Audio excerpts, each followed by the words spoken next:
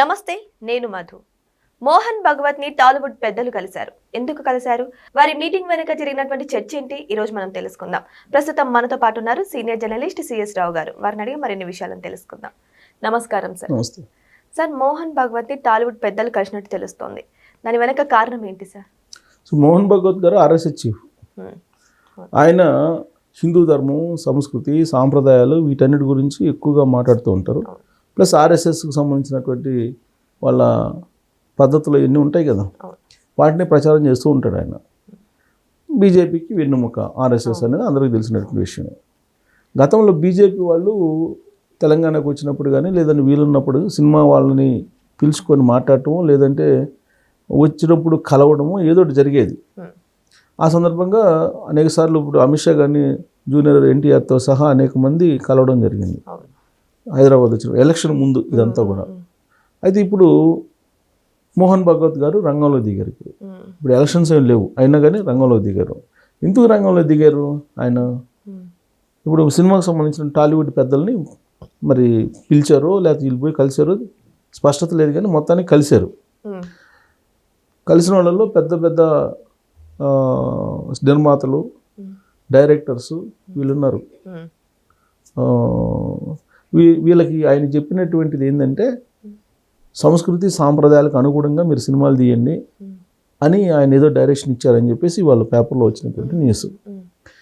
ప్రధానంగా డైరెక్టర్స్ వెళ్ళారు. ఈవెన్ అనిల్ రావుపూడి కూడా వెళ్ళాడు. అనిల్ రావుపూడి తర్వాత సినిమా డైరెక్టర్స్ అనేక మంది ఉన్నారు కదా మనకు. రాజమౌళి గారు వెళ్ళినట్టు నాకు వాళ్ళ పేపర్లో లేదు.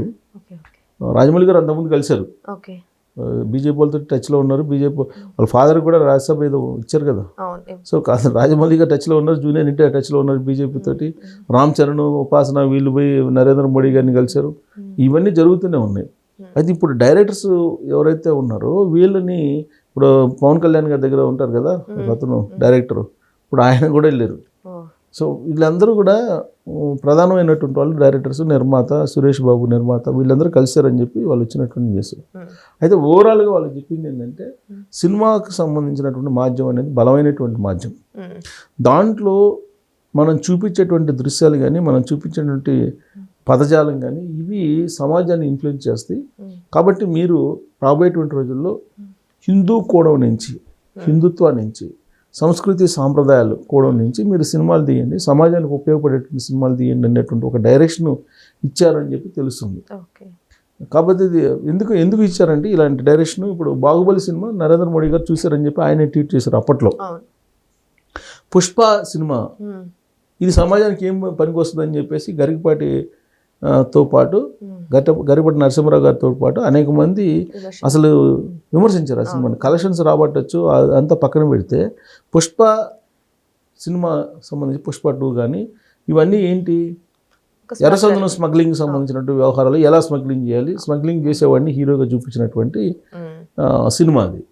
అందుకే ఈ సినిమాల వల్ల సమాజం చెడిపోతుంది, సమాజం పక్కదావ పడుతుంది.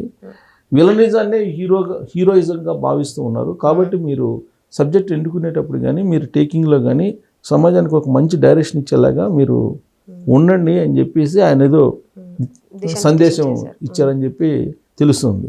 ఇవాళ బీజేపీ వాళ్ళు కానీ ఆర్ఎస్ఎస్ వాళ్ళు కానీ ఏదైనా చెప్తే అది ఖచ్చితంగా సినిమా వాళ్ళు చేస్తారు, చేయకుండా ఉంటారు. దాన్ని ధిక్కరించి చేసే పరిస్థితి ఉండదు. ఎందుకని సార్? ఆల్రెడీ అనుమతులు, ఇప్పుడు మనకి విజయ్ సినిమా ఉంది, టీవీ జననాయకన్ ఎందుకు రిలీజ్ కాలేదు? ఇప్పుడు సెంట్రల్ సెన్సార్ బోర్డే ఆపేసింది. జననాయకన్ ఇప్పట్లో రిలీజ్ అవుతున్నా కాదనేది డౌటే. సో కాబట్టి ప్రభుత్వంలో ఉన్నటువంటి వాళ్ళని కాదని ఏమీ చేయలేరు. ఒకప్పుడు మనకి బాలీవుడ్లో అమీర్ ఖాన్, షారుఖ్ ఖాన్, సల్మాన్ ఖాన్ వీళ్ళే కాన్లే కనిపించేవాళ్ళు. మరి ఇప్పుడు ఈ కాన్లు ఏమైపోయారు? ఈ కాలం ఎందుకు రావట్లేదు? సినిమాలు వస్తున్నాయి కానీ అప్పట్లాగా ఇప్పుడు వాళ్ళు బాలీవుడ్ని ఏలేరు కదా, కొన్ని దశాబ్దాల పాటు ఏలేరు కదా. మరి ఇప్పుడు ఎందుకు రావట్లేదు? ఎందుకు తగ్గింది వాళ్ళ ప్రయారిటీ అంటే, అక్కడ మీకు మతపరమైనటువంటి ప్రమోషన్స్ సినిమాల్లో నడిపించారనేది ఒక వాదన చాలా కాలం నుంచి పడుతుంది. సో అందుకే బీజేపీ వచ్చిన తర్వాత కాన్ల యొక్క హవా తగ్గింది బాలీవుడ్లో. అలాగే మీకు తమిళనాడు తీసుకున్న, తమిళనాడులో సినిమా ఇండస్ట్రీలో ఒక కథాబలంతో సినిమాలు తీస్తారు. ఎట్టబడితే అటు తీరు కథాబలంతో తీస్తారు. పైగా వాళ్ళ సంస్కృతి సాంప్రదాయాలకు అనుగుణంగా ఉండేలాగానే తీస్తారు.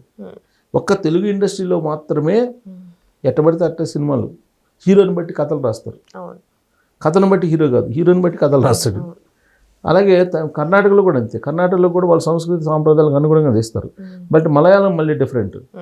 మలయాళం అంతా సపరేట్ వ్యవహారం అది. సో కాబట్టి ఇవన్నీ కూడా అన్నీ ఈ సినిమా ఇండస్ట్రీకి సంబంధించిన మాధ్యమం అనేది చాలా బలమైనటువంటి మాధ్యమం కాబట్టి మోహన్ భగవత్ గారు కొన్ని హింట్స్ ఇచ్చారు. ఈ మధ్యకాలంలో ఆయన స్పీచ్లు కనుక మనం వింటే హిందూ మతం తగ్గిపోతుంది, హిందువులు తగ్గిపోతున్నారు అనేది ఒకటి. ఎందుకు తగ్గిపోతున్నారు అని అంటే హిందూ మతంలో ఉండేటువంటి వాళ్ళు యువత నిర్వీర్యం అయిపోతుంది అనేది ఆయన భావన. ఎలా నిర్వీర్యం అయిపోతుంది అని అంటే ముందు తాగుతున్నారు, ముక్క తింటున్నారు, ఆ కారణంగా నిర్వీర్యం అయిపోతున్నారు అనేది ఆయన చెప్తున్నారు. మీరు ముందు తాగొద్దు, ముక్క తినొద్దు, మీరు పద్ధతిగా ఉండండి అని చెప్పి ఆయన చెప్తున్నారు. ఇప్పుడు ముస్లింలు సంఖ్య పెరిగిపోతుందని ఆందోళన వ్యక్తం చేస్తున్నారు. ముస్లిం సంఖ్య పెరిగిపోతుంది, హిందువుల్లో నపుంసకులు ఎక్కువ అవుతున్నారని కూడా మాట్లాడారు ఆయన. నిజమేనా సార్? అది ఉంది కదా, ఇప్పుడు డేటాని చెప్తుంది కదా. గేలు ఎక్కువైపోయారు. నిన్నగాక మొన్న ఒక రిపోర్ట్ కూడా వచ్చింది కదా. అవును. సో నపుంసకులకు ఎక్కువ అవుతున్నారు, తర్వాత పిల్లలు పుట్టినటువంటి వాళ్ళ సంఖ్య ఎక్కువైపోతుంది. దీనికి కారణం ఏంటంటే మాంసము, మద్యం వాడటం, ప్లస్ సూర్యోదయానికి ముందు లేకపోవటం, సూర్యోదయం అయిన తర్వాత ఎర్లీగా పడుకోకపోవటం, ఈ కారణాలు అని చెప్పేసి ఆయన చాలా సందర్భాల్లో చాలా మీటింగ్లో చెప్పారు. ఆయన అలర్ట్ చేస్తున్నారు యువతని. కానీ ఎంత అలర్ట్ చేసినప్పటికీ సినిమా మాధ్యమానికి ఉన్నటువంటి బలం ఆయన చెప్తే ఉండదు కదా. కాబట్టి ఇలాంటి అంశాలని సినిమాల్లో కనుక చూపిస్తే కొంత ఇన్ఫ్లుయెన్స్ అవుతారు. ఇప్పుడు ఎంతమంది సూర్యోదయంతో లేస్తున్నారు? ఎవరు లేయట్లేదు సార్. మరి ప్రకృతి విరుద్ధంగా నడుస్తున్నారు కదా.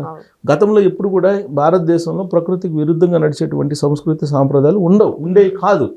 ఇవి పెరిగిపోయిన తర్వాతనే ఇప్పుడు గేలు పెరిగిపోతున్నారు, లెస్బియన్స్ పెరిగిపోతున్నారు, నపుంసకులు పెరిగిపోతున్నారు, సంతానోత్పత్తి తగ్గిపోతుంది.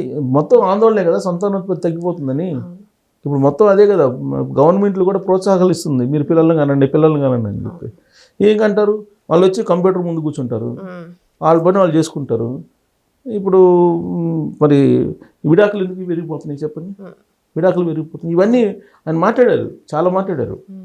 సో కాబట్టి హిందూ సంస్కృతి సాంప్రదాయాలకు ఉండేటువంటి విలువలు వేరు. ఆ విలువలను మీరు కాపాడండి, ఆ విలువలకు అనుగుణంగా ఆ విలువల్ని పెంపొందించేలాగా, ఆ విలువల మీద అవగాహన పెంచేలాగా మీరు సినిమాలు తీయండి అని చెప్పేసి ఆయన సినిమాలకు సంబంధించిన పెద్దలకు చెప్పారని చెప్పి తెలుస్తూ ఉంది. అంటే నేను చెప్పేది అంతకుముందు ఆయన చెప్పినటువంటి స్పీచ్ల అంశాలు చెప్పాయి. ఇవన్నీ కూడా మద్యం, మాంసం తిని మీరు తయారవుతున్నారు అని చెప్పి ఎందుకు చెప్పారంటే ఆ మద్యంలో కల్తీ ఉంది, ఆ మాంసంలో కల్తీ ఉంది, స్టెరాయిడ్స్ వాడుతున్నారు, ఆ స్టెరాయిడ్స్ కారణంగా నిర్వీర్యం అయిపోతున్నారు అని చెప్పి చెప్తుంది. నిర్వీర్యం కాబట్టి అదే పునరుత్పత్తికి పనికిరానటువంటి వాళ్ళుగా తయారవుతున్నారు అని చెప్పి చెప్తున్నారు. మనం అందరికీ అర్థమయ్యే భాషలో నపుంసకులు అని చెప్తున్నాం. అంతే ఆయన చెప్పింది, నిర్వీర్యం అయిపోతున్నారు, నిర్వీర్యం కావద్దు, మీరు మద్యం మాంసానికి దూరంగా ఉండండి అని చెప్పి, ఇది పాశ్చాత్య సంస్కృతి మనది కాదు అని చెప్పి ఆయన అనేక సందర్భాల్లో చెప్పారు. హిందువులు తగ్గిపోతున్నారంటే ఆందోళన ఉంది, హిందూ సంతతి తగ్గిపోతుంది, ముస్లిం సంతతి ర్యాపిడ్గా పెరుగుతుంది అనేటువంటి డేటా కూడా తీశారు. సో అందుకే బహుశా సినిమా వాళ్ళకి సంస్కృతి సాంప్రదాయాల మీద మీరు దానికి అనుగుణంగా సినిమాలు తీయండి అని చెప్పి బహుశా డైరెక్షన్ ఇచ్చుంటారు. బీజేపీ వాళ్ళు పిలిస్తేనేమో రాజకీయ కోణం నుంచి ఉపయోగించుకోవడానికి, వీళ్ళు పిలిస్తేనేమో సంస్కృతి సాంప్రదాయాలకు అనేది అర్థమవుతుంది. సో ఏదేమైనా సరే మోహన్ భగవత్ని ప్రముఖ సినీ డైరెక్టర్లు కలడానికి రీజన్ అయితే ఇది అని తెలుస్తుంది. ఎందుకంటే హిందూ తత్వాన్ని కాపాడండి, మన యువతను ముందుకు తీసుకెళ్ళండి అనే ఉద్దేశంతో కలుస్తున్నట్టు చర్చ జరిగినట్టు తెలుస్తోంది. మరి ఏదేమైనా సరే ఇది అధికారికంగా బయటపడాల్సి ఉంది. మరి వెయిట్ చేసి చూద్దాం. Thank you so much. Thank you sir.